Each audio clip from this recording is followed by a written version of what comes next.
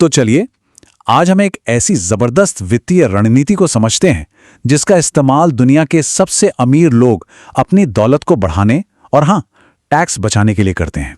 इसे खरीदो, उधार लो, मर जाओ के नाम से जाना जाता है। इतिहासकार फर्नांड ब्रोडेल का ये सवाल बिल्कुल सही जगह पर चोट करता है।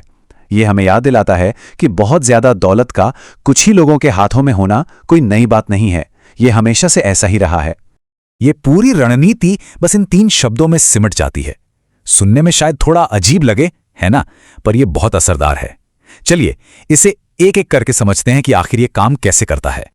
तो पहला कदम, ये पूरी रणनीति एक बहुत ही सीधी सी बात पर टिकी है। ऐसी चीजें जमा करना जिनकी कीमत वक्त के साथ बढ़ती है। तो जो पहला कदम है खरीदो, उसका सीधा सा मतलब है ऐसी चीजें खरीदना जिनकी कीमत समय के साथ बढ़ती है। इन्हें ही एप्रिशिएटिंग एसेट्स कहते हैं और यही दौलत बनाने का असली इंजन है। और यहां हम सिर्फ शेयर बाजार की बात नहीं कर रहे हैं। इसमें रियल एस्टेट से लेकर महंगी पेंटिंग्स, बढ़िया वाइन और दूसरी नायाब चीजें सब कुछ शामिल है। आपको चींटी और टिड्डे की कहानी तो याद ही होगी। ये रणनीति कुछ वैसी ही चींटी वाली सोच पर आधारित है, मतलब जमा करने पर जोर। लेकिन मजे की बात यह है कि ये आपको टिड्डे की तरह जीने की आजादी भी देती है। और ये संपत्ति कितनी तेजी से बढ़ सकती है, इसे समझने का एक आसान तरीका है 72 का नियम। ये कंपाउंडिंग की ताकत को दिखाता है, जहां आपकी संपत्ति बिना कुछ किए अपने आप ही तेजी से बढ़ती चली जाती है। ठीक है, तो आपने संपत्ति खरीद ली, वो बढ़ भी रही है। लेकिन अब आता है इस पूरी रणनीति का सबसे जीनियस, सबसे दिलचस्प हिस्सा। वो ये कि इस बढ़ती दौलत का इस्तेमाल टैक्स चुकाए बिना कैसे किया जाए।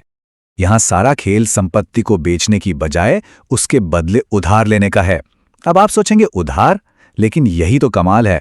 कानून की नजर में लोन को इनकम नहीं माना जाता, और जब इनकम ही नहीं तो टैक्स कैसा। और हां, ये वो वाले लोन नहीं है जिनके बारे में हम और आप जानते हैं। जरा फर्क देखिए, एक तरफ है आम कंज्यूमर लोन और दूसरी तरफ ये खास पोर्टफोलियो लोन जिनमें ब्याज दरें बहुत कम होती हैं और अक्सर कोई पेमेंट भी नहीं करनी पड़ती। ये सिर्फ थ्योरी नहीं है, लोग असल में ऐसा करते हैं।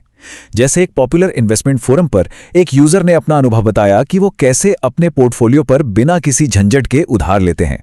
और जरा इन लोन्स पर ब्याज दरें देखिए, ये अविश्वसनीय रूप से कम है, खासकर जब आप बड़ी रकम लेते हैं। आपकी संपत्ति जितनी तेजी से बढ़ रही होती है, उसके मुकाबले ये ब्याज कुछ भी नहीं होता। तो इस टैक्स फ्री पैसे से एक ऐसी लाइफस्टाइल जी जाती है जो इतनी अलग है कि फोर्ब्स मैगजीन को उसे ट्रैक करने के लिए एक अलग इंडेक्स ही बनाना पड़ा, जिसे cost of living extremely well index कहते हैं। इस फर्क को समझने के लिए जरा ये देखिए, एक तरफ भारत के एक आम शहरी इंसान का घर जो लगभग 500 वर्ग फुट का होता है, और दूसरी तरफ मुकेश अंबानी का एंटीलिया। सोचिए, लगभग 800 गुना ज्यादा जगह है। तो ठीक है, संपत्ति खरीदी, उस पर उधार लेकर जिंदगी जी ली, लेकिन उस सारे कर्ज का क्या, और उन संपत्तियों का क्या जिन पर कभी टैक्स ही नहीं लगा। यहीं पर आता है आखिरी और सबसे अहम कदम। इस पूरी पहेली का आखिरी टुकड़ा है एक टैक्स कानून जिसे कहते हैं स्टेप अप इन बेसिस। इसका मतलब यह है कि जब वो संपत्ति अगली पीढ़ी को मिलती है तो उसका पुराना खरीद मूल्य यानी कॉस्ट बेसिस मिटा दिया जाता है, और नया कॉस्ट बेसिस क्या बनता है? जिस दिन संपत्ति विरासत में मिली उस दिन की बाजार कीमत। नतीजा, मालिक के जीवन भर में हुई सारी बढ़त पर टैक्स गायब। तो चलिए इस पूरे खरीदो, उधार लो, मर जाओ के चक्कर को एक बार फिर से समझते हैं।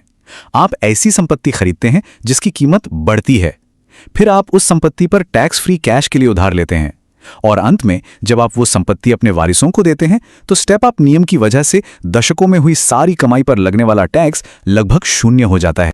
तो ये रणनीति किसी एक व्यक्ति के लिए तो बहुत अच्छी तरह काम करती है, लेकिन चलिए अब जरा पीछे हटकर देखते हैं और समझते हैं कि समाज में दौलत, किस्मत और टैलेंट की बड़ी तस्वीर पर इसका क्या असर होता है। रिसर्च बताती है कि हमारी सफलता में किस्मत का बहुत बहुत बड़ा रोल होता है। ये मॉडल देखिए, ये दिखाता है कि कैसे अच्छे मौके बस यूं ही किसी के भी सामने आ सकते हैं, बिल्कुल बेतरतीब ढंग से। और एक स्टडी का नतीजा तो और भी चौंकाने वाला था। उन्होंने पाया कि सबसे अमीर लोग लगभग कभी भी सबसे टैलेंटेड नहीं थे, बल्कि जो लोग बहुत ज्यादा लकी थे, भले ही उनमें टैलेंट थोड़ा कम भी हो, उनके टॉप पर पहुंचने के चांस कहीं ज्यादा थे। और ये हमें एक बहुत ही बुनियादी सवाल पर ले आता है। अगर हम मान लें कि टैलेंट और काबिलियत लोगों में लगभग बराबर बंटी होती है, तो फिर दौलत कुछ गिने चुने लोगों के हाथ में ही क्यों सिमट जाती है? इसका एक जवाब खरीदो, उधार लो, मर जाओ जैसी रणनीतियों में छिपा है। और देखिए, इस तरह की जटिल रणनीति को अकेले चलाना मुमकिन नहीं है। इसके लिए एक पूरा सपोर्ट सिस्टम होता है।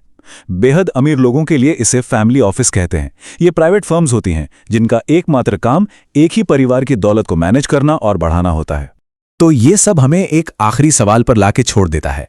अगर हम वाकई अपनी दुनिया को, अपनी अर्थव्यवस्था को समझना चाहते हैं, तो क्या हमें सिर्फ उन लोगों को देखना चाहिए जिनके पास कुछ नहीं है, या फिर हमें उन ताकतवर लोगों और उन सिस्टम्स को भी समझना चाहिए जो इतनी ज्यादा दौलत बनाते और उससे पीढ़ी दर पीढ़ी बनाए रखते हैं?